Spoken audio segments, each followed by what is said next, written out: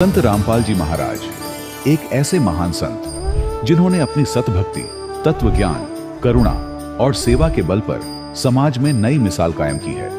संत रामपाल जी महाराज की अगुवाई में उनके सभी सतलोक आश्रमों से समाज कल्याण के अद्भुत कार्यों ने समाज को सुनहरे भविष्य की एक नई उम्मीद दिखाई है।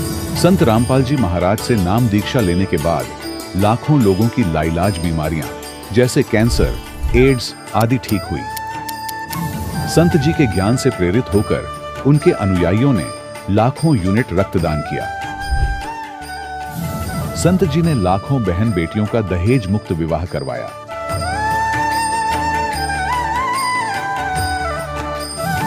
संत जी ने लाखों लोगों का नशा छुड़वाया, करोड़ों उजड़े परिवार बसे।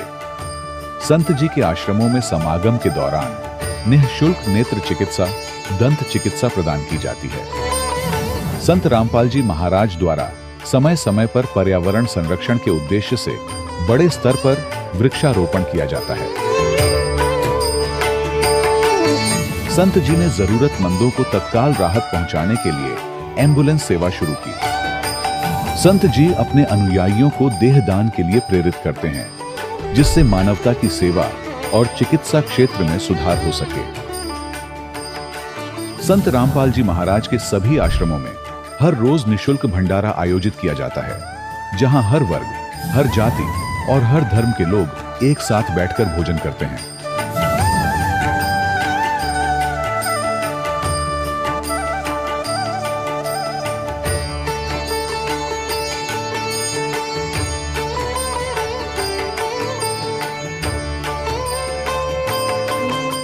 संत रामपाल जी महाराज की अन्नपूर्णा मुहिम ने गरीब और बेसहारा लोगों के जीवन में एक नई ऊर्जा और उम्मीद को जन्म दिया है।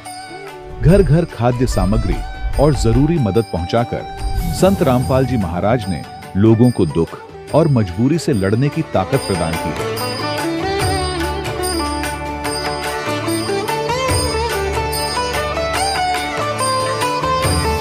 संत रामपाल जी महाराज द्वारा गरीब लोगों के लिए घर बनवाने का अद्भुत कार्य एक ऐसी मिसाल कायम कर रहा है जो सदियों सदियों संत जी की उदारता और दया भावना के तौर पर जाना जाएगा।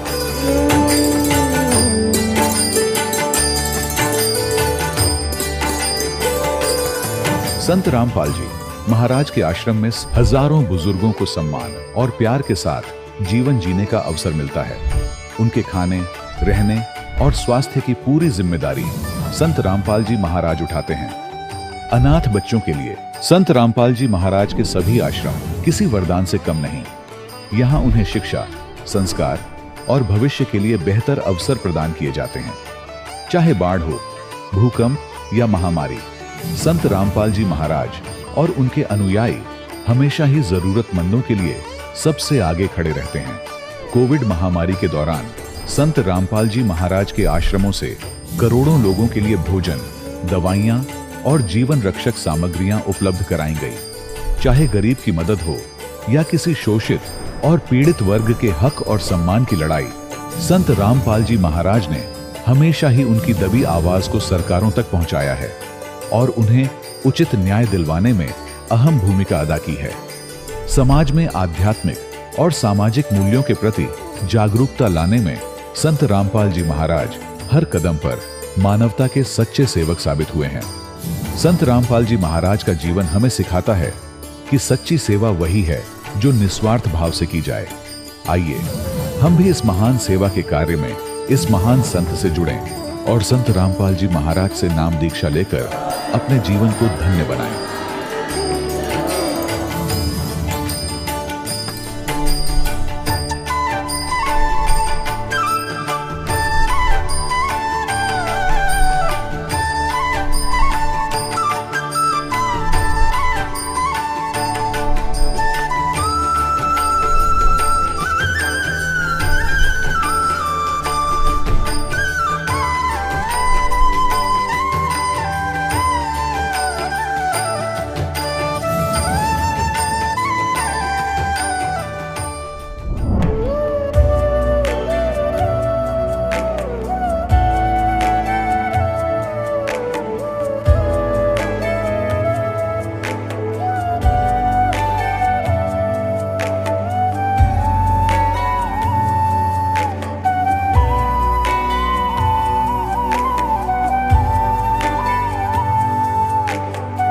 पूर्ण परमात्मा पाप कर्म दंड को भी काट सकता है। अभी तक जिस भी संत व महापुरुष से मिले, उन्होंने यही बताया कि पाप कर्म फल भोगने से ही समाप्त होगा। वो प्रभु कौन है जो पाप कर्म को काट देता है, वो काल के बंधन से छुड़वा देता है। उसका क्या नाम है, पूजा की विधि क्या है? कृपया अवश्य सुनिए जगत गुरु तत्वदर्शी संत रामपाल जी महाराज के अमृत वचन। सत साहिब दर्शकों, आज का मानव आध्यात्मिक ज्ञान के अभाव में पारंपरिक शास्त्र विरुद्ध साधना करता है, गुरु भी बनाता है, लेकिन फिर भी यही सोचता है कि आखिर इतनी भक्ति साधना करते हुए भी उसे कष्ट क्यों आते हैं। लेकिन जब मानव को पूर्ण संत की शरण प्राप्त होती है तो उसके जीवन में आने वाले कष्ट समाप्त हो जाते हैं। आज हम आपको एक ऐसी ही श्रद्धालु का अनुभव सुनाने जा रहे हैं। ये हैं दिल्ली की रहने वाली दीक्षा नागर जी। इनके परिवार वाले पहले से ही राधा स्वामी पंथ से जुड़े हुए थे। इनकी माता जी, जिन्होंने 7 साल राधा स्वामी की भक्ति साधना बड़ी लगन के साथ करी, फिर भी उन्हें हार्ट की समस्या थी, सांस लेने में समस्या थी, कोई लाभ तक नहीं मिला। उल्टा डॉक्टरों ने कह दिया था कि इसका केवल एकमात्र इलाज है बाईपास सर्जरी। कहते हैं जहां से साइंस का अंत होता है, वहां से अध्यात्म की शुरुआत होती है। जब इनके ऊपर दुख का पहाड़ टूटता ही जा रहा था, उसी बीच इनके पूरे परिवार को प्राप्त हुई तत्वदर्शी संत रामपाल जी महाराज की शरण। संत रामपाल जी महाराज से नाम दीक्षा लेने के बाद इनकी माताजी की हार्ट की समस्या बिना ऑपरेशन के ठीक हो गई। साथ ही दीक्षा जी की आंखों की रोशनी, जो कि बचपन में एक हादसे में चली गई थी, इन पर संत रामपाल जी महाराज की ऐसी कृपा हुई कि आज इनकी आंखों की रोशनी भी है और इनका पूरा परिवार आज खुशहाल जीवन जी रहा है। आइए अब सुनते हैं संत रामपाल जी महाराज से दीक्षा लेकर खुशहाल जीवन जीने की सच्ची कहानी। दीक्षा नागर जी की अपनी जुबानी। जी नमस्कार जी। नमस्कार सर। क्या नाम है जी आपका? सर मेरा नाम दीक्षा नागर है। दीक्षा जी कहाँ से आए हैं आप? सर मैं पीतमपुरा दिल्ली से। अच्छा, आपसे एक बात जानना चाहेंगे कि आप संत रामपाल जी महाराज से कब जुड़े? सर मैं संत रामपाल जी महाराज जी से 9 अप्रैल 2004 को जुड़ी। संत रामपाल जी से नाम दीक्षा लेने से पहले आप क्या भक्ति साधनाएं करते थे? क्योंकि आपने बताया कि 2004 से आप जुड़े हुए हैं, तो बचपन से ही आप संत रामपाल जी से जुड़ गए होंगे। जी, मैं उस वक्त केवल 8 वर्ष की थी जब मैं संत रामपाल जी महाराज से जुड़ी। उससे पहले मेरे जो पेरेंट्स हैं वो राधा स्वामी से जुड़े हुए थे 7 वर्ष तक। तो 7 साल से वो जुड़े हुए थे, तो मैं उन्हीं के साथ जाती थी राधा स्वामी। बाकी मैंने उनकी कोई ऐसी भक्ति नहीं करी थी। तो 8 साल की उम्र में आपने संत रामपाल जी से नाम दीक्षा ले ली, लेकिन इतनी उम्र में एक संत के बारे में जानना, समझना, वो क्या ज्ञान बताते हैं, ये समझना बहुत मुश्किल है। फिर आप संत रामपाल जी से जुड़ कैसे गए? क्योंकि मेरे पेरेंट्स की श्रद्धा बहुत ज़्यादा थी संतों में पहले से ही, तो हमारा भी भक्ति भाव वैसा ही था उनको देख करके। तो इसलिए जब वो गए, सतगुरु रामपाल जी महाराज की शरण में गए, तो हमने उन पर ही विश्वास करके हम भी चले गए वहाँ पर। लेकिन हमें नहीं पता था कि ये भक्ति सही है या क्या है। वो हमें तब पता चला जब हमें उनसे लाभ हुए। धीरे धीरे जब हमने खुद इतनी सी उम्र में ही जब मैंने लाभ महसूस करे, तो मुझे पता चला कि सच में संत रामपाल जी महाराज जी भगवान है इस धरती पर। हम आपसे ये जानना चाहेंगे कि आप बात कर रहे हैं कि लाभ की, कि आपको संत रामपाल जी से जब लाभ मिलना शुरू हुए तो आपको पता लगा कि हाँ वास्तव में यही सच्चे संत हैं। तो सबसे पहले तो हम यही जानना चाहेंगे कि आपको संत रामपाल जी महाराज से नाम दीक्षा लेने के बाद लाभ क्या मिले? सर मैं आपको बताना चाहती हूँ कि जो मेरी मदर हैं वो बचपन से ही हार्ट पेशेंट रही हैं। तो राधा स्वामी में जब वो जुड़ी हुई थी तो भी बहुत ज़्यादा उनको दिक्कत रहती थी हार्ट की। इवन सांस लेने में भी उनको बहुत ज़्यादा प्रॉब्लम थी। तो उनको डॉक्टर्स ने बोल दिया था बाईपास सर्जरी के लिए। अचानक उनकी तबीयत इतनी बिगड़ गई कि उनकी वॉल्व्स जो थी वो ब्लॉक हो चुकी थी। तो डॉक्टर ने बोल दिया था उनको सर्जरी के लिए। लेकिन संत रामपाल जी महाराज जी की दया से इतनी हमारा इतना विश्वास था संत रामपाल जी महाराज में कि मम्मी कहती थी कि आप ही की बेटी हूँ, आप ही जो करोगे सही करोगे। तो वो जो वॉल्व्स खुल नहीं रही थी वो अचानक से खुल गई और डॉक्टर्स ने भी बोला थैंक गॉड।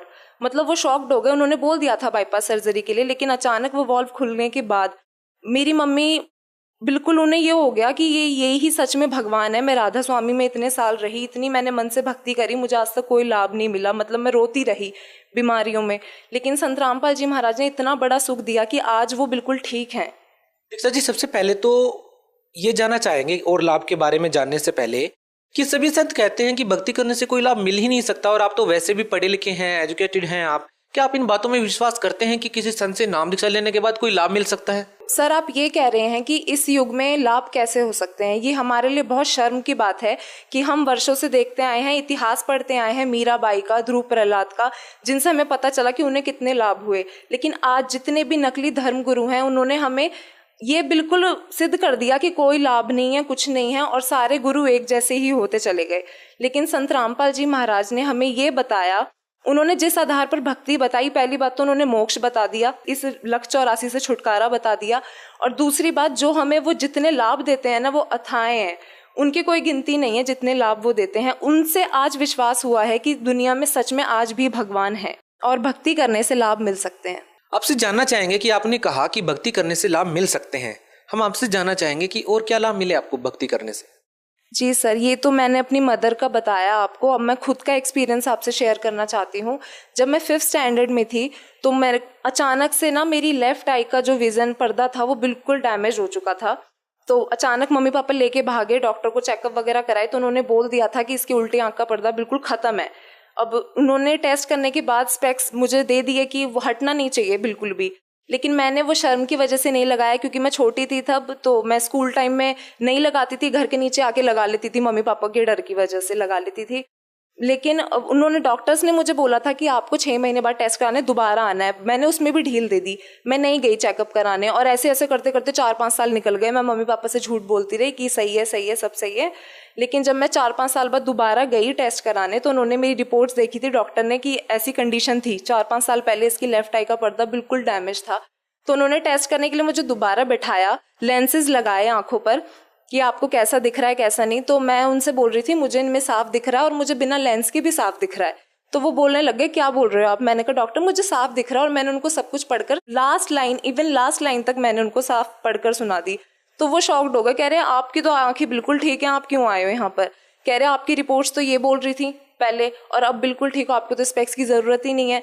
तो ये मेरी लाइफ का, मेरा खुद का सबसे बड़ा चमत्कार था। अगर मेरी वही कंडीशन रहती 10 साल पुरानी कि मेरी एक आंख बिल्कुल ख़राब थी, तो मैं सोच सकती हूँ आज मैं कहाँ होती। लेकिन आज मैं परमात्मा की दया से बिल्कुल ठीक हूँ। अच्छा, एक बात और जानना चाहेंगे आपसे कि आपने कहा कि संत रामपाल जी से भक्ति करने के बाद आपको ये लाभ मिले हैं, लेकिन सवाल ये है कि इस साइंस के ज़माने में जब आप बात करते हैं कि किसी संत से नाम दीक्षा लेने के बाद लाभ मिल जाते हैं, तो लोग सवाल उठाएंगे कि लोग इस ज़माने में डॉक्टर के पास जाने की बात करते हैं, आप संत के पास जाने की बात कर रही हैं। हाँ बिल्कुल, आपने ये बात बिल्कुल सही बोली कि जो साइंस है वो इस चीज़ को ना बिल्कुल नहीं मानती। साइंस बिल्कुल नकारती है कि चमत्कार नाम की कोई चीज़ है, या फिर वो भगवान में विश्वास ही नहीं करती। लेकिन मैं उनसे ये बोलना चाहती हूँ कि वो ये बात तब तक बोलते हैं जब तक उन्हें खुद महसूस नहीं होती। जब अपने ऊपर दुख आते हैं तो उन्हें खुद महसूस होगा एक दिन कि हाँ भगवान सच में है, क्योंकि वो सिर्फ लोगों को देख कर ये सब बातें बोल देते हैं कि ऐसा कुछ नहीं है, साइंस ही सब कुछ है। लेकिन ये सब साइंस बहुत बड़ा झूठ है। साइंस बनाई किसने? भगवान ने ही तो साइंस बनाई है। उन्होंने ही तो हमें इतना दिमाग दिया है कि हम आज साइंस पर इतना जोर दें। हालांकि कुछ नहीं है, भगवान के बिना कुछ नहीं है। लेकिन संत रामपाल जी महाराज की दया से जब हमने खुद महसूस करे ना कि ये लाभ हो सकते हैं, और उनके ज्ञान से, तब हमें पता चला है कि भगवान है। दीक्षा जी, जिस तरह का जमाना है चकाचौंध और लोग दिखावे के इस दौर में, जब लोग अपनी बेटी की शादी करते हैं तो काफ़ी दहेज देना पड़ता है उनको, तो संत रामपाल जी महाराज के मामले में आप क्या कहना चाहेंगे कि उन्होंने, क्योंकि उनके अनुयायी बताते हैं कि वो बिल्कुल दहेज मुक्त शादियां करवाते हैं, क्या योगदान मानते हैं? और आपका क्या कहना है? आपको क्या लगता है कि क्या संत रामपाल जी महाराज ने वाकई ही कोई एक ऐसी मिसाल पेश की है जो समाज के लिए काफ़ी लाभदायक सिद्ध हो सकती है? जी सर बिल्कुल। और पूरे मैं ये कहना चाहती हूँ, पूरे विश्व में केवल संत रामपाल जी महाराज ने ही ये मिसाल कायम किया। आज तक कितने कानून बने हैं दहेज प्रथा को लेकर कि दहेज नहीं लेना ना देना, कुछ असर नहीं हुआ। लेकिन सिर्फ हमारे संत रामपाल जी महाराज ने ऐसी मिसाल कायम करी है कि आज लाखों विवाह ऐसे हो रहे हैं जो दहेज मुक्त हो रहे हैं, और आज हर माँ बाप पर अपनी बेटी बोझ नहीं है। बस इसी बात, मतलब मैं चाहती हूँ कि पूरा विश्व ये बात समझे कि इतना पैसा खर्च करके भी किसी की बेटी सुखी नहीं है आज के दौर में। कम से कम एक बार उनका ज्ञान सुनकर देख लो कि वो क्या कहना चाहते हैं, आपको खुद पता लग जाएगा। और इतना आनंद महसूस होता है जब हम अपनी आंखों के सामने कोई दहेज मुक्त शादी को देखते हैं। कोई संत रामपाल जी महाराज जी से कोई और लाभ मिला हो, कोई और एक्सपीरियंस शेयर करना चाहते हो आप?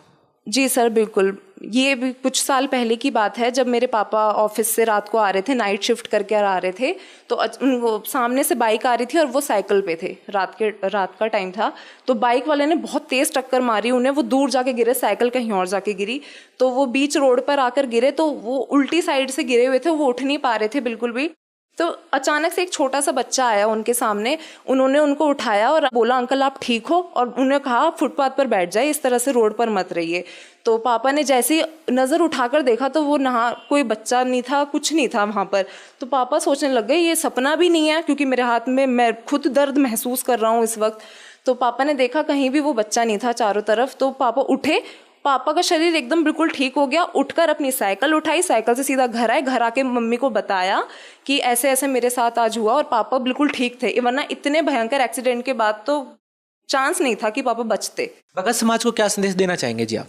सर, मैं भगत समाज को और जितने यूथ को, पूरे यूथ को रिक्वेस्ट करना चाहती हूँ, मैसेज देना चाहती हूँ कि प्लीज़ जितना भी फैशन का दौर है या जो भी है, ये सिर्फ 4 दिन की चांदनी है। एक दिन अगर थोड़ा सा भी कष्ट आ जाता है ना, तो हम सब कुछ भूल जाते हैं कि हम कल क्या मौज मस्ती कर रहे थे, क्या नाच गा रहे थे। कम से कम एक बार गुरुजी का सत्संग सुनकर देख लीजिए, आप आइए भी मत, बेशक एक बार सुनकर देख लीजिए, उसके बाद आप पता लग जाएगा कि क्या सच है और क्या झूठ है। और जितने भी संसार के जितने भी दुख है ना, सिर्फ केवल संत रामपाल जी महाराज की शरण में आकर ही ठीक होंगे। मैं आपसे हाथ जोड़ के विनती करती हूँ कि बस एक बार इधर आ जाइए और अपना मोक्ष करा लीजिए, पूरा जीवन अपना सुखी कर लीजिए। बहुत बहुत धन्यवाद। Thank you sir. दर्शकों, अभी आपने सुने संत रामपाल जी महाराज से दीक्षा प्राप्त करके सुखी हुए भक्त के अनुभव। अब देखिए जगत गुरु तत्वदर्शी संत रामपाल जी महाराज के मंगल प्रवचन। तो सेवक ने कहा, महाराज एक बाबा जी ने कोई जादू जंत्र का दूध बछिया का निकाल के हमारे एक चौधरी के बच्चे को पिला दिया और वो पागल हो गया। उस दिन के बाद वो तो मर गया था, दोबारा भगवान ने दया करी जीवित हो गया। जीवित होने के बाद पागल है, पागलों वाली बातें करता है। और संत की विद्या संत ही काट सकते हैं। आप कृपा करो, कुछ दया कर दे तो बहुत अच्छा हो जाएगा, जीवन सुधर जाएगा बालक का। अब जो जितना जादू जंत्र जाना है, जंत्र मंत्र सभी सोचते हैं मैं श्रेष्ठ हूं। उसने कहा बुलाओ। वो लड़का वहां लाया गया, उसके नाना जी भी साथ थे, गांव के और बुजुर्ग भी साथ आ गए। तो गोपाल दास ने पूछा कि बेटा कौन था जिसने तेरा जीवन बर्बाद कर दिया? तब गरीबदास ने कहा कि बाबा जी, गोपाल दास जी, मेरा जीवन बर्बाद नहीं आबाद कर दिया। हम सुल्तानी नानक तारे दादू को उपदेश दिया, जात जुलाहा भेद न पाया वो काशी माहे कबीर हुआ। ओए होए, कि मेरा उद्धार किया। अब्राहिम सुल्तान अदम मुसलमान बादशाह को वही मिले थे, नानक जी को बेई नदी पर वही मिले थे जिंदा महात्मा के रूप में, और दादू जी को भी वही मिले थे, और मेरा भी कल्याण उसी ने किया। हम सुल्तानी नानक तारे दादू को उपदेश दिया, जात जुलाहा भेद न पाया वो काशी माहे कबीर हुआ। अनंत कोट ब्रह्मांड का एक रति नहीं भारे, सतगुरु पुरुष कबीर हैं ये कुल के सिरजनहारे। अजब नगर में ले गए हमको सतगुरु आने, जल के बिंब अगाध गति वहां सूते चादर ताड़े। अब गोपाल दास के खटक लागी, इधर गजब की वाणी बोल रहा है। खड़ा होकर वो 65 साल का वृद्ध एक 13 साल के बालक के आगे कहने लगा, महाराज ये अमृत वाणी लिखवा दो, कलयुग के जीवों का उद्धार करेगी। अब जो रोग कटवाने जा रहे थे बूढ़े बुजुर्ग, उन्होंने सोचा भाई इस बच्चे में तो को बड़ी ये बला है, बाबा जी का भी असर हो गया। यो भी इसके आगे हाथ जोड़ के इसकी बोली बोलने लग गया। आए थे इससे ठीक कराने के लिए। तब उसने कहा, गोपाल दास ने कर, गांव वाले यो बावड़ा नहीं है, बावड़े तो तुम हो, तो इसकी अमृतवाणी को समझ नहीं पा रहे। पर वो कहाँ कलावती। गरीबदास जी चल पड़े गोपाल दास पीछे पीछे। तो गांव वालों ने सोचा बाबा पागल हो गया गोपाल दास। ऐसे 2-3 दिन आग्रह करता रहा, तब गरीबदास जी ने कहा, देखो गोपाल दास जी, अगर आप पूरी वाणी लिखो तो मैं लिखवाऊं, ना बोलूं को नहीं। गोपाल दास ने कहा, जी मैं घर से कति फारिग हूं, बच्चे त्याग कर मैं विराग ले रखा है, संन्यास, 2 रोटी आपके घर खाऊंगा, आपकी पूरी वाणी लिखूंगा, मैं ये प्रतिज्ञा करता हूं।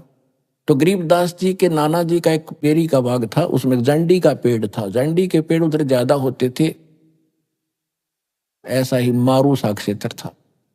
उसके नीचे बैठकर गरीबदास बोला करते थे, दादू पंथी गोपाल दास लिखा करते थे। लगभग 8-9 महीने बल्कि 1 वर्ष तक वो लेखन कार्य हुआ।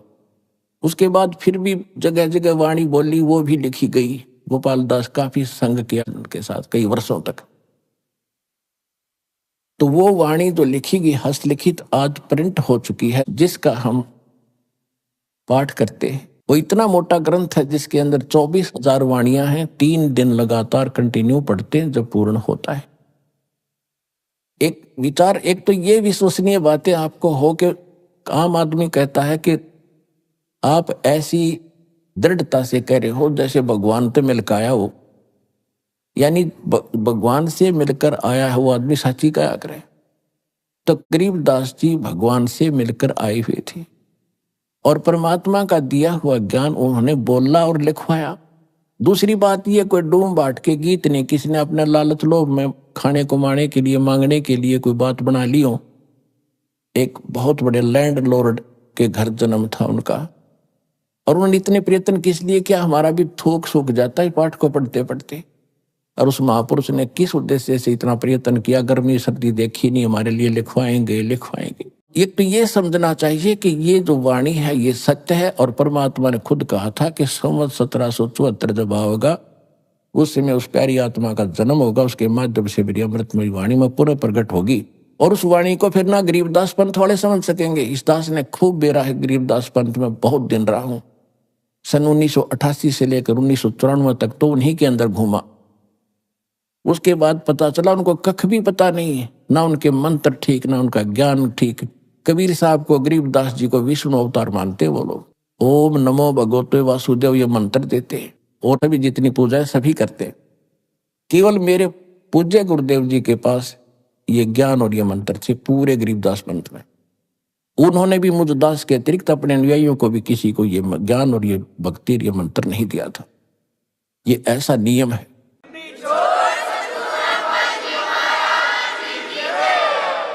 तो प्रश्न चल रहा है कि वो मंत्र कौन से हैं जिनसे मोक्ष होगा। ये सूक्ष्म वेद में लिखा, गरीबदास जी ने अपना कंप्लीट कोर्स लिखा हुआ है, उसमें ये 7 मंत्र हैं। पहले ये 5 दिए जाते थे, अब जो प्राइम टाइम है इसमें ये 7 दिए जाएंगे। ये वेदों में प्रमाण है कि जब मोक्ष समय आएगा पहले तो 5 दिए जाएंगे, उसके बाद फिर 7 दिए जाएंगे। ये दास ने अपने प्रवचनों में भी बताया है, जिसकी एक पुस्तक भी बनी हुई है, कबीर पंथ की स्थापना, पतन और उत्थान। उसके अंदर दास ने पूरा विवरण उसमें दिया हुआ लिखा हुआ है। अब क्या है कि पहले वो 7 मंत्र गरीबदास जी ने अपनी वाणी में कति अलग से मंत्र लिखा पूरा। उसके बाद फिर एक होरी अंग है, होरी, उसके अंदर क्या बताया है। अब जैसे नानक साहिब जी की एक समुद्र की साखी नाम की एक वाणी है, भाई बाल्य वाली जन्म साखी के अंदर आपको बहुत बार दिखाया भी है, रूबरू भी किया है। जब नानक साहिब जी से मर्दाना और बाला ने प्रार्थना की थी कि हमें लंका दिखाओ महाराज, तब समुद्र के किनारे जाकर के उन्होंने कहा था कि तुम मेरे पीछे वाहेगुरु वाहेगुरु मंत्र बोलते हुए आ जाओ, और ऐसे चल पड़े जैसे पृथ्वी पर चलते समुद्र के ऊपर चल पड़े। उधर नानक साहिब जी वो सतनाम 2 अक्षर का, जैसे वाणी माता है, सोए गुरु पूरा कहावे 2 अक्षर का भेद बतावे। और नानक साहिब जी ने कहा कि जे तू पढ़ा पंडित, बिन 2 अक्षर बिन 2 नावा, परवंत नानक एक लंघाए जय कर सत समावा। पंडित जी को कहते हैं जे तू पढ़ा पंडित बिन दो अक्षर बिन दो, एक दो नाम नहीं है तेरे पास, दो अक्षर का ये मंत्र नहीं है तो चैतन्य चारों वेद भी घोट रखे योद्ध से। यही कबीर परमात्मा ने तो ये दे ही रखा ज्ञान। गुरु ग्रंथ साहिब में भी लिखा क्या, कह कबीर अक्षर दो भाग होगा खसम तलेगा राख। यानी दो अक्षर के मंत्र को दान करने वाला अधिकारी संत होना चाहिए, तब उसकी रक्षा होगी। आम व्यक्ति उस नाम को देगा, उससे कोई लाभ नहीं होगा। और नानक साहब जी क्या जप रहे थे, दो अक्षर का मंत्र।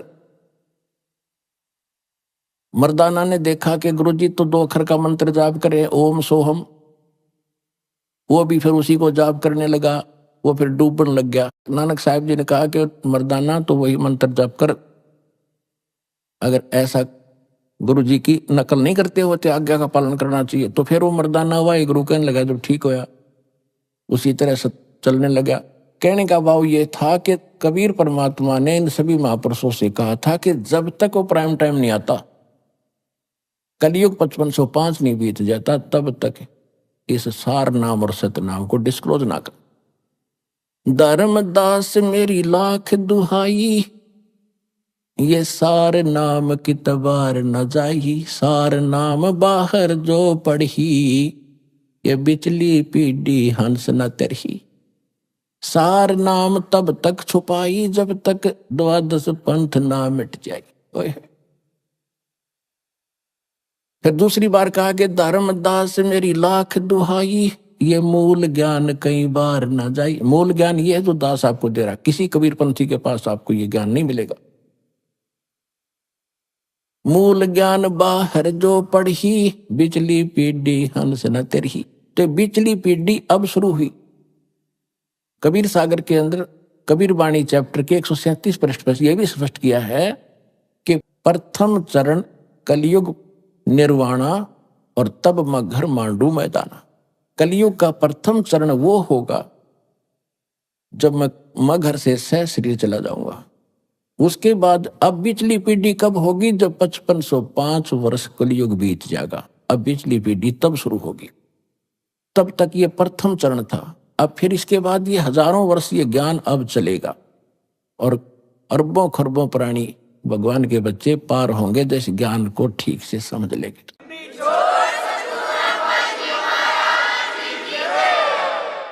उसके बाद फिर ये भक्ति नाश हो जाएगी, कृतघ्नी प्राणी हो जाएंगे, मांसाहारी हो जाएंगे। कलयुग के एंड में तो बुरा हाल हो जाएगा। अब फिर पुनः सतयुग जैसा माहौल होगा, पूरी पृथ्वी पर वातावरण चेंज होगा, सुंदर बाग बगीचे, उसी तरह सुंदर आहार शुरू होगा। अच्छे ये परमात्मा देगा, परमात्मा की तरफ से आएंगे। सारा कुछ देखना कैसे होगा आप सोच भी नहीं सकोगे। ये क्या हो रहा है, आपस में शांति होगी।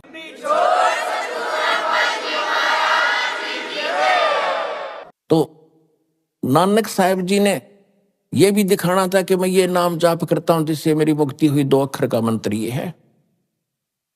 और उधर से झटका भी देना था, क्योंकि उन्होंने प्राण संगली के अंदर ये पूरा विवरण लिख दिया था। अब उन्होंने इसी डर से गुरु ग्रंथ साहिब में नहीं लिखा प्राण संगली वाला विवरण, जो सतनाम लिखा था सीधा, कि कहीं जैसे मर्दाना जी ने नानक साहब जी की आज्ञा की अवहेलना करती, वो डूब गया होता, मर गया होता। इस डर से गुरु ग्रंथ साहिब में वो वाणी नहीं लिखी इन्होंने, वो छोड़ दी कि कहीं कोई सिख बच्चा और इस मंत्र का जाप कर लेगा तो उस मर्दाना की तरह नानक साहब जी की आज्ञा की अवहेलना करके दंडित हो जाएगा। और ये बताना भी जरूरी था, इसको छुपाना भी जरूरी। महापुरुषों की महिमा वही जाने क्यों कर किस तरह छुपा रहे थे काल से। वो भी पक्का हो गया कि नानक साहब का मोक्ष दो अक्षर का मंत्र से हुआ जो ओम सोम है। और नामदेव जी को परमात्मा मिले थे, उन्होंने भी दो मंत्र का जाप किया था। नामा छिपा ओम तारी, पीछे सोहम भेद बिचारी।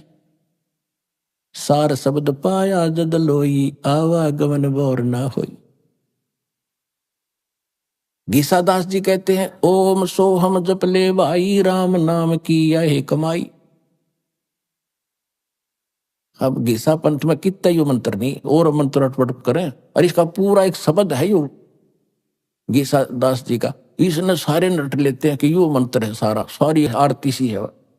ये तो यो मंत्र अलग है, गरीबदास जी कहते हैं राम नाम जप कर थर होई, ओम सोहम मंत्र दोई।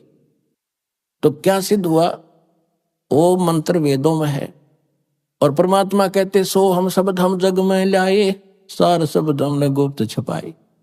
सार शब्द की तो छीट भी ना लगन दी दाता ने, वो स्वयं प्रकट करते हैं, इस दास को दिया फिर अब आगे देने के लिए।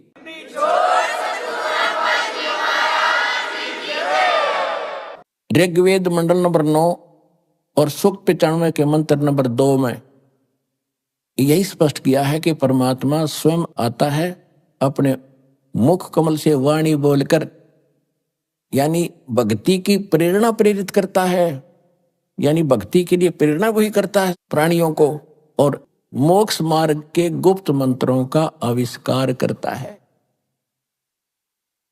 असली मंत्रों का, रियल मंत्रों का आविष्कार करके हमें बताता है। और परमात्मा खुद कहते हैं सो हम शब्द हम जग में लाए, सार शब्द अपने गुप्त छुपाए।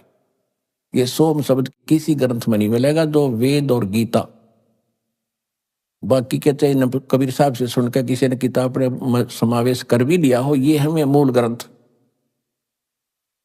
और सार शब्द गुप्त है, अभी तक इस दास के अतिरिक्त किसी को देना ही नहीं था, परमात्मा किसी महापुरुष ने किसी को दिया। अब गरीबदास जी क्या बताते हैं, उस वाणी की थोड़ी सी झलक सुनाता हूं आपको। कहते हैं मन मगन भये का सुन रासा, मन मगन भये का सुन रासा, ये इंद्री प्रकृति परेरे, डाल चलो तिरगुण पासा, सफम सफा हो मिलो नूर में, काम क्रोध का करे नासा, यो तन खाक मिलेगा भाई क्या पैरे मुल मुल खासा, पिंड ब्रह्मंड कुछ स्थिर नहीं रे, गगन मंडल में करवासा, चिंता चेरी दूर परेरी, काट चलो जम का फांसा, मान बढ़ाई जमपुर जाई, होए रहो दासन दासा, गरीब दास पद अरस अनाहद, ओम सोहम जप श्वासा। इन्होंने क्लियर कर रखा कि उस मंत्र का, सतनाम का जो जाप, उसको श्वास के द्वारा सेवन करो। ओम सोहम मंत्र सारम, सुरत नृत से करो उच्चारम, ओम सोहम मंत्र जपिए, योग युगतिया धूनी तपिए। कहते ये है तेरी तपस्या, इस मंत्र का जाप कर, मन भाग गए इसने डांटे, या नकली धूनी जो धूने लगाकर आग में शरीर फूकते हो, इस देह से क्यों दुश्मनी कर रखी आपने। फिर क्या बताया है, प्रथम आदि गणेश मनाऊं, शरण कमल का ध्यान लगाऊं। आदि गणेश ये गणेश नहीं, ये शंकर वाला बेटा नहीं, आदि गणेश, गण माने देवता, ईश माने उनका मालिक, यानी सबका मालिक तो एक का है गणेश, आदि गणेश सबसे पहले वाला मालिक। किलियम ओम सोहम सारम, या गायत्री मूल उचारम, हरियम शरियम सुरत समोदम, 5 नाम पूर्ण प्रमोदम। अब यहां पर संकेत दिया है कि ये 5 मंत्र ये हैं जो इन कमलों को खोलने के, और इसमें 2 मंत्र और अलग से लिखे स्पेशल जो आपको दिए जाते हैं, वो परमात्मा की भक्ति प्रारंभ से स्टार्ट हो जाती है। अब एक छोटा सा शब्द सुनाऊंगा गरीबदास जी की वाणी का, क्योंकि ये अमर वाणी है, गॉड गिवन वाणी है। इसका तो सीधा असर आपके शरीर पर होता है। जैसे एक गारुडू होता है, सर्प का विष उतारने वाला जादू मंत्र बोलता है, जिसको सर्प डस जाता है वो अचेत होता है, वो सुन नहीं सकता उस वाणी को, उस मंत्र के, न मंत्र के रहस्य को जानता, ना उसका अनुवाद जानता, ना वह सुन भी नहीं रहा है, तो वो मंत्र बोल बोल कर, बार बार बोल बोल कर उसके विष को उतार देता, वो सचेत हो जाता है। इसी प्रकार हमारे अंतःकरण के अंदर इस काल के विकारों का ऐसा जहर चढ़ गया, विष चढ़ा हुआ, हम आत्मा अचेत है, यहीं तक सीमित है इसी जोड़ जुगाड़ में। और इस वाणी से आपके ऊपर तो वो गारुडों की तरह से ना भी समझते आप इस वाणी को, और आप इस समर्थ यानी दास अधिकारी है परमात्मा का, इसके मुख से जो निकला हुआ वचन है वो पूरा असर करेगा।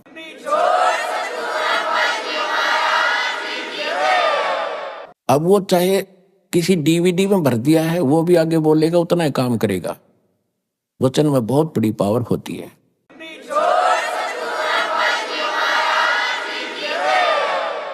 अब क्या कहते हैं, मन राजा खेलन चला रंग होरी हो। गरीबदास जी को जैसे हमारे हरियाणा के अंदर वैसे हिंदू लोग तकरीबन होली खेलते, होली उनके होली खेलने का तरीका दूसरे टाइप का है। जैसे कोई रंग छिड़क रहा है, कोई कोरडे मार रहा है, कोई गौरा मार रहा है, बुरा हाल। कहते परमात्मा गरीबदास जी के पास गए तो कहने लगे आजा महाराज होली खेलेंगे। गरीबदास जी ने कहा भाई हम यह होली नहीं खेला करते, अब इसमें हमारी रुचि नहीं है, हम भगवान से होली खेलते हैं, राम नाम की होली खेलते हैं।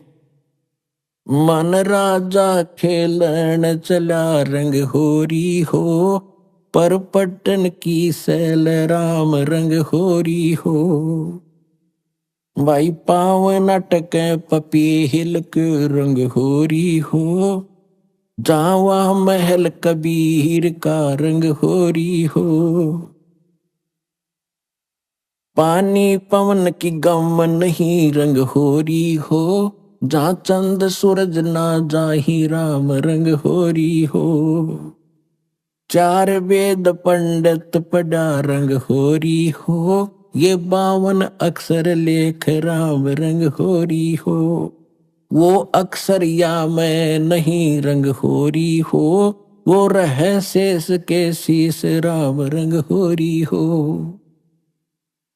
यो कागज कलम कलेश है रंग होरी हो, भाई शाही का नहीं काम राम रंग होरी हो। देह माहे विदेह है रंग होरी हो, बिन ही रसना नाम राम रंग होरी हो। तारंग मंत्र लीजियो रंग होरी हो, ओम सोहम नाद राम रंग होरी हो। कहते वो पार करने वाला तारंग मंत्र हमारे पास है, वो ले लो, इससे तुम्हारे घर में भी खुशी और परलोक भी खुशी।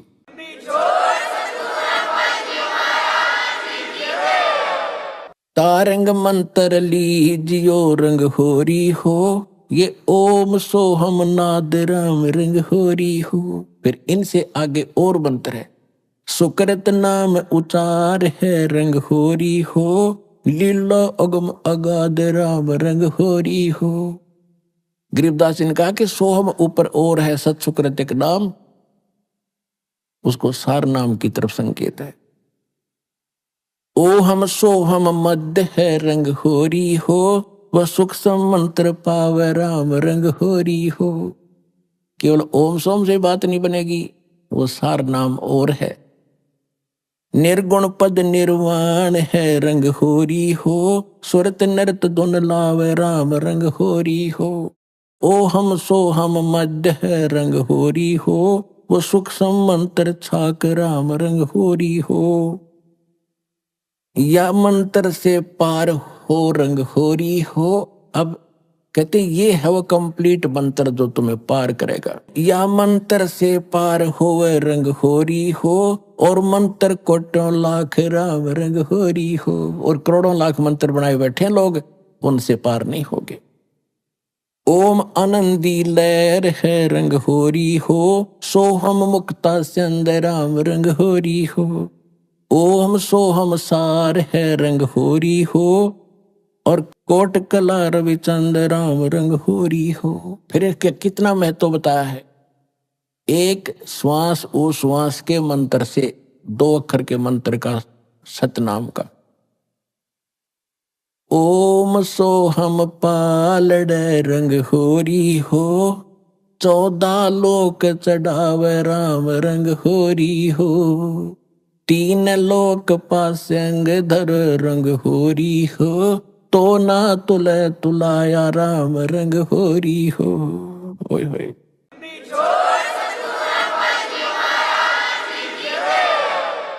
अब क्या बताया गरीबदास साहिब जी ने, जो परमात्मा ने इनको ज्ञान दिया था कि बेटा ऐसा मंत्र दूंगा तुम्हें कि थोड़ी भक्ति से आप जल्दी भक्ति युक्त हो जाओगे, घना धन भक्ति का इकट्ठा हो जाएगा। अब कहते हैं एक मंत्र पूरे अधिकारी संत से लेकर श्वास उश्वास का जो सतनाम का मंत्र है, एक जाप की कितनी कीमत है। अब पासिंग, पहले पासिंग समझाऊं, पासिंग क्या होता था, क्योंकि वर्तमान के बच्चे ज्यादा शिक्षा में लग गए हैं, इनको ज्ञान नहीं। ये पुराने समय की बोली वाणी है, 250-300 वर्ष पहले की। तो पासिंग होता था, जैसे पहले तराजू होते थे देसी, 2 पलड़े होते थे, एक बीच में डंडी, सिर्फ उसके सेंटर में पकड़ने के लिए धागे से बांध लिया करते थे। दास का जन्म किसान जाट परिवार में हुआ, तो ये बनिए लोग हमारे घर से कणक लेने आते थे, कोई बाजरा ज्वार जैसे घर के बेचते थे फालतू कणक को। तो जब वो व्यापारी आता था, उसको सबसे पहले कहते थे कि लाला जी अपनी ताखड़ी तो चेक करा, तराजू तेरी चेक करा, कोई इसमें एरर तो नहीं है, पासिंग तो नहीं है, पासिंग। और उस एरर को ठीक करने के लिए जैसे कोई थोड़ी बहुत टेढ़ा मेढ़ा होता पलड़ा, तो वहीं से कणक जो तोली जाती थी, जैसे 50 मन गेहूं तोलने हैं और उसमें तखड़ी में एरर है तराजू में, तो थोड़े से गेहूं उठाकर दूसरे पलड़े में डाल देते, वह बैलेंस हो जाती, उसको पासिंग कहा करते। 4 दाने 10-20 दाने जो कणक के होते, गेहूं के या बाजरे के जो तोलना होता था, उसको कहते पासिंग। और सौदा बाकी है तो सैकड़ों 50 मन गेहूं फटाफट तोलने, वो है सौदा, तो और ये है पासिंग। तो क्या बताते हैं, ओम सोहम पालड़ रंग होरी हो। एक तरफ तो ये एक मंत्र का जाप रख दो सतनाम का, इसको सतनाम कहते 2 अक्षर के मंत्र को।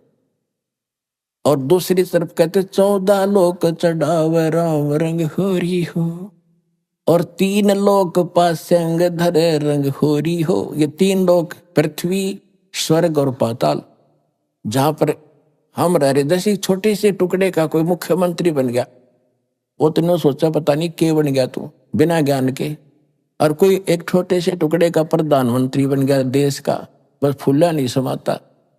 परमात्मा कहते असली धन और असली सुख जो तुमने जहां जाना है, उसकी तुलना में, उस सुख की तुलना में, और जो मुक्ति मार्ग में बता रहा हूं इसकी कितनी कीमत है। कहते 3 लोग, ये तीनों लोग तो सौदे में नहीं हमारे में।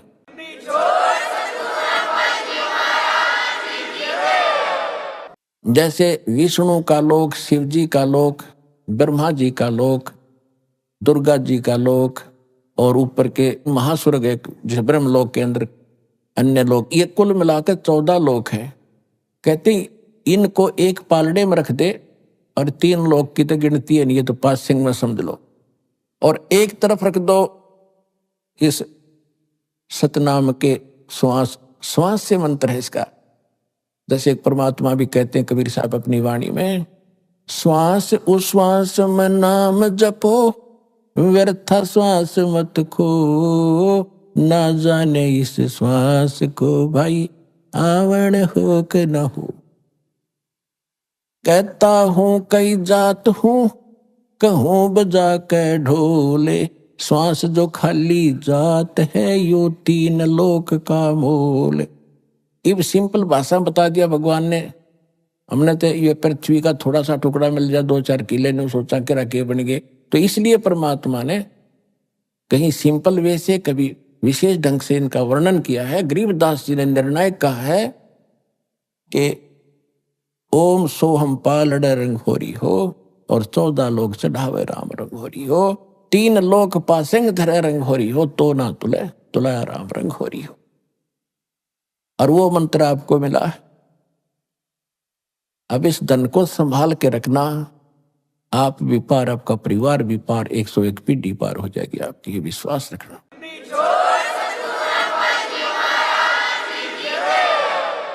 तो आज का प्रसंग ये था कि विश्वास कैसे करें। जो भक्ति हम कर रहे हैं तो आपको वेदों से प्रमाणित कर दिया, उन महापुरुषों की वाणी से प्रमाणित कर दिया जिनको भगवान आकर मिले, जिन्होंने वो यथार्थ ज्ञान बताया और अपने एफिडेविट दे रखे, और उनका मोक्ष हुआ, सब मानते हैं।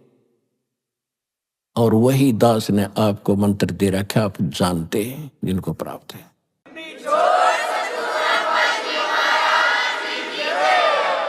तो इसके लिए परमात्मा कहते हैं समझा है तो सर दर पाऊं, बहुर नहीं रहे सादा। ये संसार समझदा नाही, कहंदा श्याम दोपहरे नू, आप इसी काल के लोग को सुख मान रहे हो, यो आग बरस रही है। ये संसार समझदा नाही, कहंदा श्याम दोपहरे नु, गरीबदास ये वक्त जाते रोग इस पैरे नु। अब जहाज से उसमें छूट गया, फिर पछतावा शेष रह जाएगा। इसलिए आप भी दृढ़ हो, जहां तक आपकी पहुंच बने अपने भाई बहनों को जगा दो, ये समय बार बार नहीं मिलेगा। बोलो सतगुरुदेव की जय हो।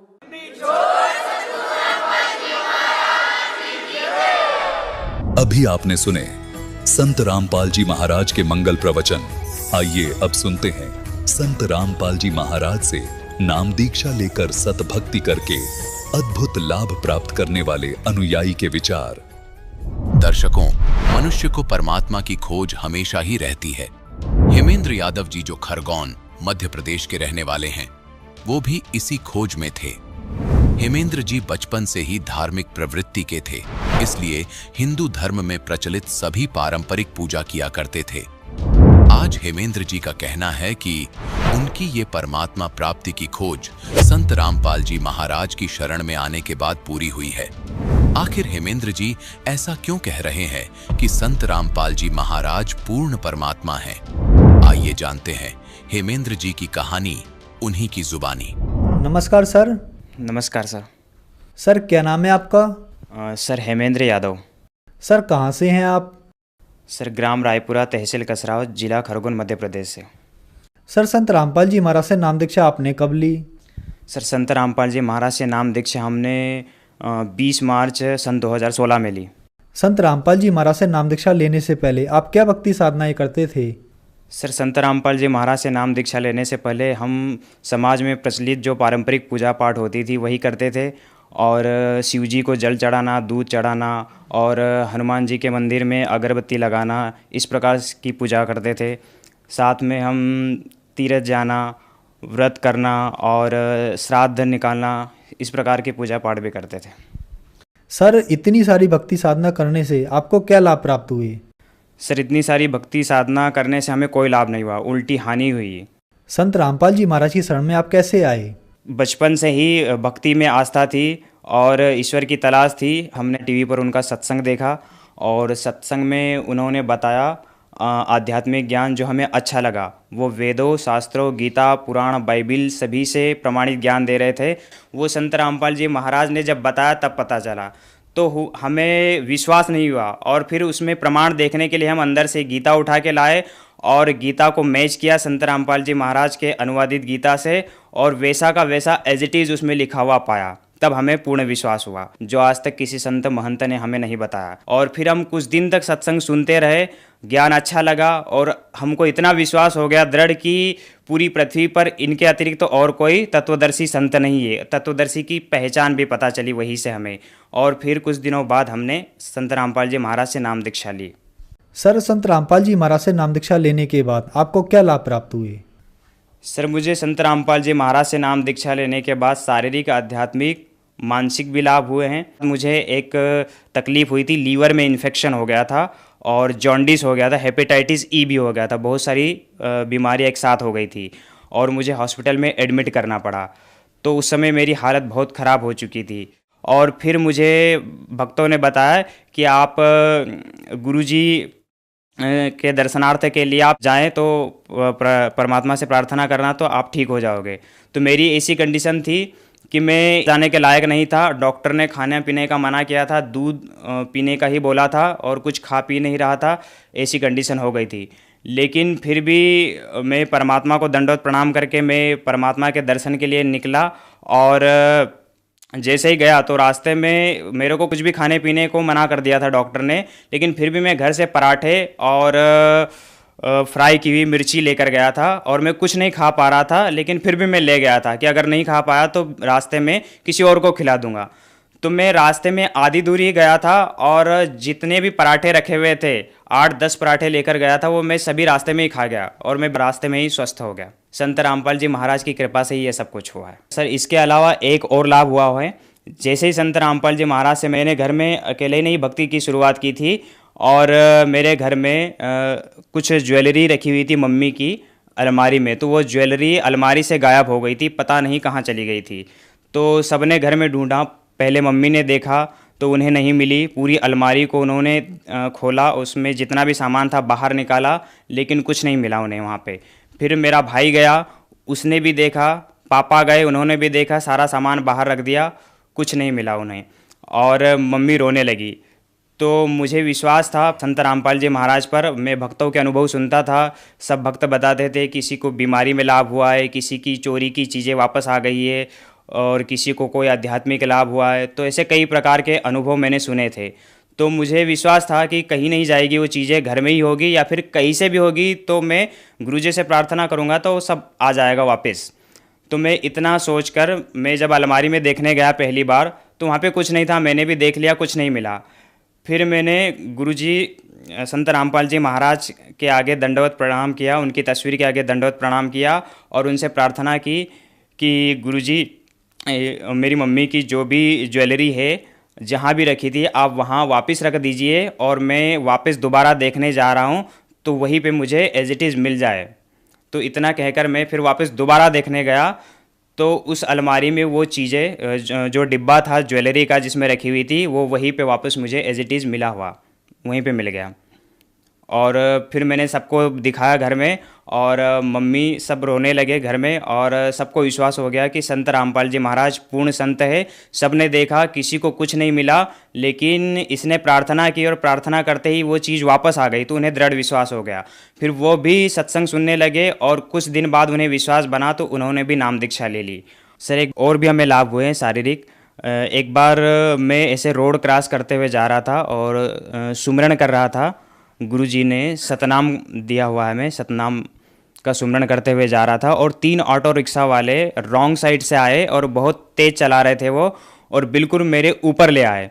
तो जैसे ही ऊपर आए तो मुझे ऐसा लगा कि मेरे ऊपर आए और मेरा एक्सीडेंट हो गया, कि मैं अब बच नहीं पाऊँगा। लेकिन पलक झपकते ही इतना सब कुछ हुआ और देखा कि वो ऑटो रिक्शा आगे जा चुका है और मुझे कुछ नहीं हुआ, मैं बिल्कुल स्वस्थ हूँ। और वो ऑटो रिक्शा वाला निकल गया, और उसके पीछे वाला वापस देख रहा है, देखते हुए जा रहा है कि ये रिक्शा तो इसके ऊपर चला गया था, लेकिन ये बच कैसे गया, इसे कुछ नहीं हुआ। तो वो भी आश्चर्यचकित हो गया, और वो भी निकल गए, और मैंने भी इस बात को ध्यान नहीं दिया। मैं रोड क्रॉस करके वापस आ गया, और फिर मैंने संत रामपाल जी से प्रार्थना की और उन्हें दंडवत प्रणाम किया, और उनके आगे बोला कि गुरुजी ये सब आपने ही किया है, आपने ही मुझे बचाया है, वरना आज मेरा बचना संभव नहीं था। तो इस प्रकार से ये लाभ भी हुआ। एक बार मैं घर पे क्या है कि कुछ भैंसें हैं जिनका दूध देने के लिए मेरा भाई जाता है। एक रोज़ मैं जा रहा था, और अचानक से एक बाइक रोड क्रॉस करते हुए आई, और मैं सामने से जा रहा था। मैं बहुत स्पीड में था, तेज़ी से जा रहा था, और वो बाइक सामने आ गई और मेरी बाइक उसमें चली गई, उस बाइक के अंदर। लेकिन ऑटोमेटिक मेरा ब्रेक तो नहीं लगा, ने पता नहीं, ऐसा लगा कि किसी ने मेरी बाइक को रोक लिया, और वो अचानक रुक गई, वहीं पे थम गई। ये सब कुछ संत रामपाल जी महाराज की कृपा से ही हुआ है। संत रामपाल जी महाराज की शरण में आने से पहले सर मैं कुछ नशा भी करता था, कभी कभार करता था, तो वो भी मेरा नशा भी छूट गया। और पापा भी नशा करते थे, तो उनसे छूट नहीं रहा था। उन्होंने कई बार प्रयास भी किया, कुछ दिन छोड़ते थे फिर वापस चालू कर देते, छूट नहीं पा रहा था। लेकिन संत रामपाल जी महाराज का ज्ञान सत्संग सुना, तो कुछ ही दिनों में बिना नाम दीक्षा लिए ही सत्संग सुनने से ही समाप्त हो गया नशा। बिल्कुल कभी याद भी नहीं उन्हें आया, और अब बिल्कुल वो स्वस्थ है, उन्हें कोई भी बीमारी नहीं है। पहले उनकी दाढ़ में भी दर्द होता था, और बहुत परेशान भी रहते थे मानसिक रूप से भी, तो वो सब कुछ अब ख़त्म हो गया है, बिल्कुल स्वस्थ है, और उन्हें कोई तकलीफ नहीं है और कोई नशा नहीं करते। सर, संत रामपाल जी महाराज का नशा मुक्ति में क्या योगदान है? सर, संत रामपाल जी महाराज का नशा मुक्ति में विशेष योगदान है। उनका आध्यात्मिक मार्ग ऐसा है जिसको एक बार जो व्यक्ति सुन ले वो ज़िंदगी में कभी नशा नहीं करता। कुछ ही दिनों में नाम दीक्षा लेने से उसका नशा छूट जाता है। कुछ भक्तों के तो नाम दीक्षा लेने से पहले ज्ञान सुनते सुनते ही समाप्त हो जाता है नशा, क्योंकि उनके शब्द में शक्ति है। जो सच्चा सद्गुरु होता है उनके शब्द में शक्ति होती है। वो आशीर्वाद मात्र से, ज्ञान सुनाने से, इस प्रकार से वो नशा और नशे जैसी बीमारियों को, लतों को हमेशा के लिए समाप्त कर देते हैं। सर, क्या पहले आपने कोई गुरु भी बना रखे थे? हाँ सर, संत रामपाल जी महाराज की शरण में आने से पहले हमने आसाराम जी को गुरु बना रखा था। पहले तो हम पारंपरिक पूजा पाठ करते थे, लेकिन उनसे संतुष्टि नहीं मिली। फिर किसी दोस्त ने मेरे बताया कि आसाराम जी बहुत अच्छे गुरु है, वो भी ब्रह्म ज्ञानी है, ब्रह्म तक का ज्ञान बताते हैं, तो उनका ज्ञान अच्छा है, आप ग्रहण करो। तो मैं उनके साथ एक बार उनके सत्संग में गया तो मुझे ज्ञान अच्छा लगा और कुछ दिन सुना और फिर मैंने नाम दीक्षा ले ली। तो उनके द्वारा प्रचलित पूजा पाठ और भक्ति भी करता रहा। उन्होंने पहले ही मेरे को सारस्वती मंत्र दिया था। जो स्टूडेंट होते थे, स्टूडेंट को सारस्वती मंत्र देते थे और जो बड़े होते थे उनको वो दूसरे मंत्र देते थे। और वो नाम दीक्षा स्टेज पर बोलते थे बहुत सारे मंत्र और कह देते थे कि इनमें से कोई सा भी मंत्र सिलेक्ट कर लो और आपको जो अच्छा लगे उसका सुमरण शुरू कर दो, आज से वो आपका गुरु मंत्र हो जाएगा। तो ऐसे ही हमने नाम दीक्षा ले ली थी उनसे और सारस्वती मंत्र का जाप करते रहे, लेकिन उससे हमें पढ़ाई लिखाई में भी कोई लाभ नहीं हुआ। और उन्होंने ये भी बताया था कि कोई सा भी मंत्र आप जाप करो तो उस मंत्र का 40 दिन तक अनुष्ठान करने से और सच्ची लगन के साथ जाप करने से और ध्यान करने से आप चाहे तो पूर्ण परमात्मा को प्राप्त कर सकते हैं, निराकार ब्रह्म को प्राप्त कर सकते हैं। तो वो साधना भी हम करते रहे, ध्यान भी करते रहे, 1 घंटा ध्यान में बैठते थे, 10 माला रोज करने का नियम था वो भी करते थे, लेकिन लाभ तो कुछ नहीं हुआ, उल्टा हानि हुई। उससे हमारा सरदर्द बहुत होने लगा और ध्यान करते थे तो बहुत सारी बुरे विचार मन में आने लगते थे और ध्यान में बिल्कुल मन नहीं लगता था और भक्ति भाव से बिल्कुल मन हट गया था। तो उनसे भी कोई लाभ प्राप्त नहीं हुआ। सर, आपने बताया कि पहले आप आसाराम बापू जी से जुड़े हुए थे, फिर आप संत रामपाल जी महाराज की शरण में आए। तो सर, आसाराम बापू जी के ज्ञान में और संत रामपाल जी महाराज के ज्ञान में आपको क्या भिन्नता नजर आई? सर, संत आसाराम जी महाराज और बंदी छोड़ सदगुरु रामपाल जी महाराज के ज्ञान में ज़मीन आसमान का फ़र्क नज़र हमें आया। वो ब्रह्मा विष्णु महेश की भक्ति बताते थे संत आसाराम जी, और उसके बाद और भी कई देवी देवताओं राम कृष्ण की भक्ति भी बताते थे। साथ में ब्रह्म साधना भी बताते थे कि निराकार ब्रह्म होता है जो इनसे ऊपर होता है, और उसको पा लिया तो वो समझ लो प्राणी मुक्त हो गया। और वो निराकार है, वो किसी के समक्ष प्रकट नहीं होता और उसका प्रकाश ही दिखाई देता है। ये व्याख्या हमने पहले भी सुन रखी थी, लेकिन उन्होंने भी बताई। फिर संत रामपाल जी महाराज का जब हमने ज्ञान सुना तो उन्होंने बताया कि जिस ब्रह्म के बारे में आज तक ऋषि मुनि संत महंत सारे निराकार निराकार कहते रहते थे, वो तो साकार है। वेदों में और गीता में भी उसके बारे में साकार लिखा हुआ है, और बाकी संत तो हमें निराकार बताते रहे। और जैसे वेदों में भी परमात्मा के बारे में लिखा हुआ है कि पूर्ण परमात्मा साकार रूप में, और गीता में भी गीता ज्ञानदाता कहता है कि अर्जुन, ये जितने भी ऋषि देवता ये सब मेरे से ही उत्पन्न हुए हैं, मैं इन सब का आदि कारण हूँ। तो उत्पन्न हुए मतलब वो साकार है, इनसे सब उत्पन्न हुए हैं, तो वो साकार है, लेकिन हमें निराकार बताते रहे। और संत रामपाल जी महाराज ने बताया है कि वो साकार रूप में है और वो 21 ब्रह्मांड का मालिक है और 21वें ब्रह्मांड के टॉप मोस्ट प्लेस पर बैठा है। सर, जो श्रद्धालु आज आपको देख रहे हैं, आप उन्हें क्या संदेश देना चाहेंगे? सर, जो श्रद्धालु मुझे देख रहे हैं, मैं उन्हें संदेश तो नहीं दे सकता, लेकिन उनसे एक प्रार्थना कर सकता हूं कि यह मनुष्य जन्म बहुत अनमोल है, बार बार नहीं मिलता। तो इसलिए ये मनुष्य जन्म सिर्फ परमात्मा की भक्ति के लिए मिला है और इसे भक्ति में ही लगाओ और पूर्ण मोक्ष प्राप्त करो। और ये मोक्ष मार्ग संत रामपाल जी महाराज के अलावा पूरे विश्व में किसी के पास नहीं है, क्योंकि वे वेदों, गीता, पुराण, कुरान, बाइबिल सभी धार्मिक सदग्रंथों से प्रमाणित करके ज्ञान बताते हैं। सर, संत रामपाल जी महाराज से नाम दीक्षा कैसे ले सकते हैं? संत रामपाल जी महाराज से नाम दीक्षा लेने का बहुत ही आसान तरीका है। संत रामपाल जी महाराज का कई चैनलों पर सत्संग आता है और उन चैनलों पर सतलोक आश्रम का नंबर हाईलाइट होता है नीचे, और उन नंबरों पर संपर्क करके आप नाम दीक्षा की पूरी जानकारी ले सकते हैं, और कहाँ से नाम दीक्षा लेना है वो सब आपको उस नंबर से पता चल जाएगा। धन्यवाद सर। सत साहेब।